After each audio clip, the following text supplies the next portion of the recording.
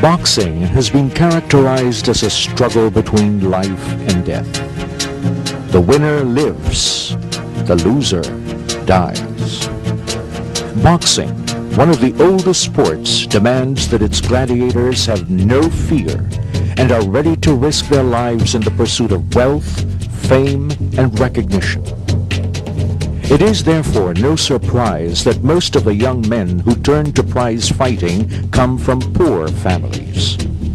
The Philippines is no exception.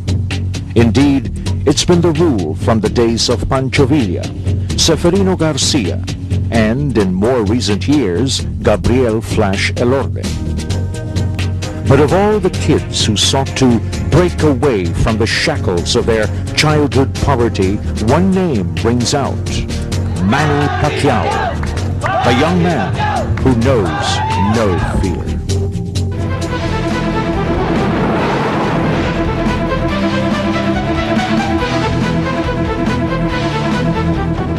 Manny's parents separated at a young age, and his mother Dionisia bore the burden of providing for her 6 children, 2 of them by a previous marriage. She ran a small sari-sari store, and her kids, including Manny, helped supplement their meager income by selling pandesal in the neighborhood. Manny was a good student, but his mother noticed that when he was in grade 5, he was getting interested in boxing. This upset her because she was hoping he would become a priest.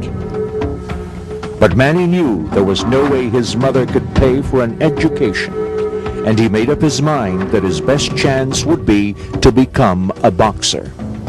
Dionisia relented. I ultimately relented because I knew he was right about us being poor. I can sense his keen interest in boxing. He would wake us up at dawn and jog on his own to the plaza or the basketball court nearby. Then he'd start jabbing or punching the air. At that time, Abner Cordero was a promising young amateur fighter from General Santos City, who made a name for himself battling boxers from the national team. Abner was trained by his father Dizon Cordero. After watching one of Abner's fights, Manny approached Dizon and asked him to train him, just like he trained his son. Sensing his interest, I took him in. I was also glad to have Manny on board because I thought with Manny around, Abner would not slacken in his training. We would regularly train in my small house.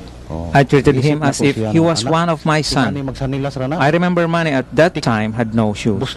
All he had was a pair of worn-out rubber slippers with holes. I was also poor then. His poverty was not a drawback for Manny Pacquiao. It was his inspiration. He jogged barefooted at times, shadowboxed in a sandlot, but never complained. After 1 month of training, Dizon Cordero figured Manny was ready for his first bout. They traveled to Sarangani province for the fight. Dizon didn't know what to expect. Manny stunned him with a spectacular showing. He KO'd his opponent in the first round. I was so thrilled, so happy to see all my efforts in training him and his dedication bearing fruit.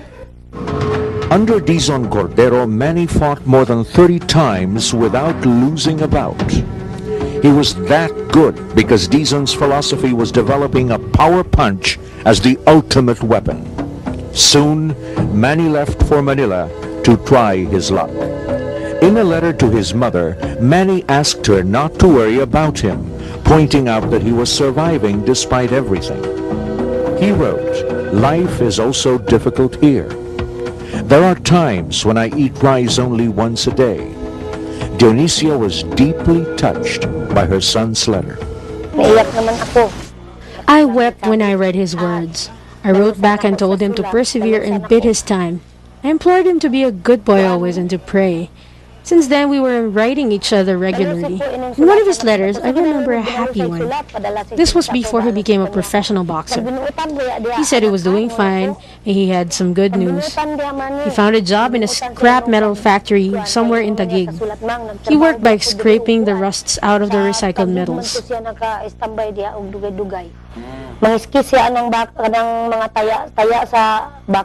Now I can eat 3 times a day. I eat in a nearby carinderia. I can eat real food now because I have a salary to pay for it. He was earning 160 pesos a day. Soon after, we wrote again. This time, even bigger news. Ma, thanks be to God, somebody took me in as a boxer and I'm training and fighting again. I'm in a boxing show on TV. It's called Blow by Blow.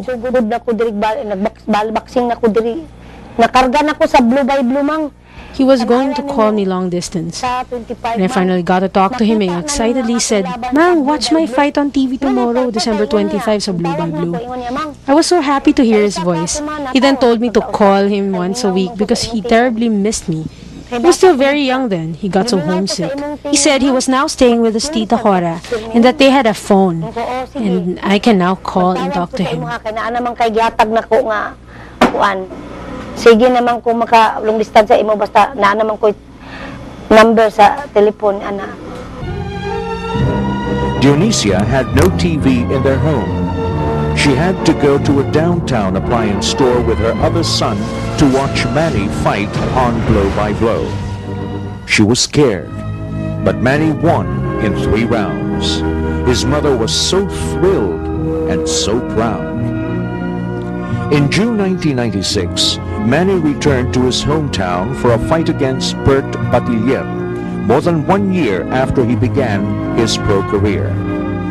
This time, when he left, Dionisia wasn't so worried because Manny took along his neighbor and friend, Buboy Fernandez, to act as trainer and buddy. Manny's first 2 fights were 4-rounders held in Mindoro Occidental. He won them both on points. He then won a 6-rounder against undefeated Rocky Palma in Cavite before making his debut on the weekly boxing show Blow by Blow against Del Desierto on July 1, 1995. Boxing has definitely come back in a big way. Yes, dito definitely. Sa ating bayan.